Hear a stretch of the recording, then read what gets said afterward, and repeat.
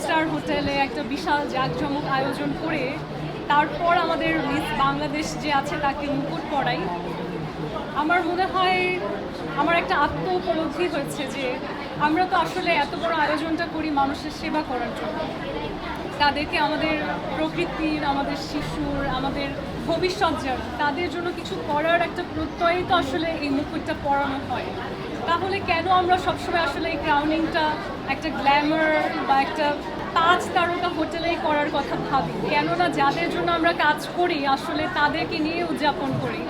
তখন আমি বলি যে আমার জন্মদিন না, আমরা বরঞ্চ নতুন যে মিস বাংলাদেশ হবে, যে বাংলাদেশকে আবার সেই ফিলিপিন্সে রিপ্রেজেন্ট করবে এবং বিশ্বের প্রায় 80-90টি দেশের সাথে প্রতিযোগিতা করে আমাদের বাংলাদেশকে তুলে ধরবে বিশ্ববাসীর সামনে, তার মুকুটটা তো আসলে আমাদের জাতির সেই শিশুদের করা উচিত।